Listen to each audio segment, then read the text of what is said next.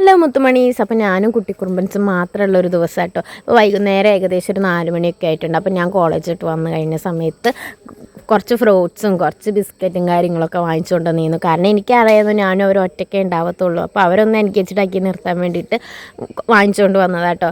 കുറേയൊക്കെ കഴിക്കാനൊക്കെ കൊടുത്ത് ആ സമയം അത്രയും അടങ്ങിയിരിക്കല്ലോ എന്ന് കരുതിയിട്ട് ഓരോന്നും വാങ്ങിച്ചുകൊണ്ട് വന്നതാട്ടോ. അതാ ഞാൻ അരി അരയ്ക്കാൻ വേണ്ടിയിട്ട് അടുക്കളയിൽ പോയ നേരത്ത് ഇച്ചുവിന് ഫോൺ കൊടുത്താൽ അടങ്ങിയിരിക്കാൻ വേണ്ടിയിട്ട് ആ നേരം കൊണ്ട് ധാന്യം കൂട്ടൻ ചേട്ടൻ നന്നായിട്ടിട്ട് ചപ്പാത്തി പരത്തുന്ന മാതിരി എടുത്തിട്ട് പരത്തുന്നുണ്ട് കേട്ടോ.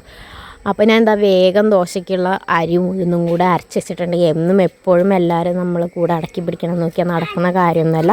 നമ്മൾ ഒറ്റയ്ക്കാവുന്ന കുറേ സാഹചര്യങ്ങളുണ്ട്. കഴിഞ്ഞു പോയ വർഷങ്ങളൊക്കെ എങ്ങനെയാണെന്ന് നമുക്കൊന്നും തീരുമാനിക്കാൻ പറ്റത്തില്ല. ഇനി അങ്ങോട്ട് എങ്ങനെയാണെന്നും പറയാൻ പറ്റില്ല. ഞാൻ തീരുമാനിക്കാൻ പറ്റില്ല എന്ന് പറഞ്ഞതല്ല, ആരൊക്കെ നമ്മളെ കൂടെ ഉണ്ടാവും, ഏതൊക്കെ സാഹചര്യത്തിൽ ആരൊക്കെ ഉണ്ടാവുന്നൊന്നും പറയാൻ പറ്റില്ല. നമ്മളെ ഭാവി എന്താവുമെന്നും നമുക്ക് പറയാൻ പറ്റില്ല. നമ്മളെടുക്കുന്ന ഓരോ തീരുമാനം അനുസരിച്ചിരിക്കും നമ്മൾ ഓരോ കാര്യങ്ങളും. ചില സമയത്ത് നമ്മൾ വേറൊന്നും നോക്കാതെ നമ്മളെ ഭാഗം മാത്രം നോക്കി നിൽക്കേണ്ട വരുന്ന സാഹചര്യമുണ്ട്. അതുപോലെ ചില തീരുമാനങ്ങൾ എടുക്കേണ്ടും വരും. ഞാൻ കഴിഞ്ഞ വർഷം എടുത്ത ഏറ്റവും വലിയ തീരുമാനം പഠിക്കാൻ പോകുക എന്നുള്ളതായിരുന്നു. അത് ഏറ്റവും വലിയ നല്ല തീരുമാനമായിട്ട് തന്നെ എനിക്ക് ഇന്നും തോന്നുന്നത് കേട്ടോ. കാരണം അതിനെന്നെ സപ്പോർട്ട് ചെയ്ത് ഏറ്റവും രണ്ട് ആൾക്കാരായിട്ട് എൻ്റെ അമ്മയും എൻ്റെ ഏട്ടനും.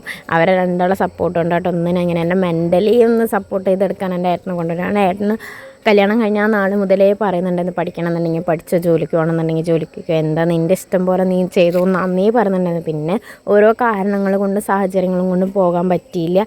ഇപ്പോൾ അതാ അമ്പുടുക്കുട്ടനുണ്ടായി കഴിഞ്ഞ പിന്നെ അമ്മയും ഏട്ടനും കൂടെ കർശനമായിട്ട് പറഞ്ഞതാ പഠിക്കാൻ പോകണമെന്നുണ്ടെങ്കിൽ പഠിക്കാൻ പോയിക്കോ, മക്കളെ ഞാൻ നോക്കിക്കോളാം, അമ്മ തന്ന ഉറപ്പിൻ്റെ പുറത്താണ്. എന്നെ എനിക്ക് രണ്ടാളെ അമ്മേനെ കയ്യിലേൽപ്പിച്ചിട്ട് പോകാം. എനിക്ക് ഒരുപാട് വിഷമമുണ്ട് കേട്ടോ. കാരണം വേറെ ഒന്നുമല്ല, അമ്മേനെ കൊണ്ട് ഒറ്റയ്ക്ക് ഇവിടുത്തെ കാര്യം മക്കളെ കാര്യം നടക്കില്ല. അപ്പോൾ ഉച്ച കഴിഞ്ഞിട്ട് ഞാൻ ക്ലാസ്സിനൊക്കെ പോകും. ഇപ്പം ഞാൻ ഒരുപാട് ഹാപ്പിയാണ്. അത് എന്നെ കാണുമ്പോൾ തന്നെ ഇറങ്ങാനും നമ്മളൊന്ന് ഫ്രീ ആയിട്ടും പോയ പിന്നെ ഞാൻ മെൻ്റലി കുറച്ച് ഡൗൺ ആണ്. അതെല്ലാവർക്കും അറിയുന്ന കാര്യം. കാരണം ഒരുപാട് പേർക്ക് അതുപോലെ ഉണ്ടാവുമായിരിക്കും. ഞാൻ മെൻ്റലി ഒരുപാട് ഡൗൺ. പക്ഷേ ഇന്ന് എനിക്ക് നല്ല ഒരുപാട് ഫ്രണ്ട്സ് ഉണ്ട്.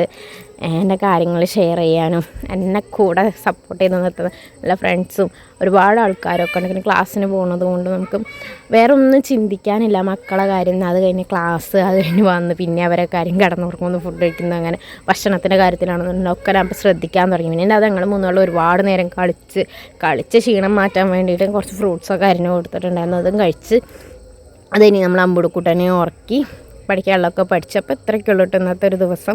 ഫുൾ വീഡിയോ ഞാൻ ഉടനെ ഇടുന്നുണ്ട്.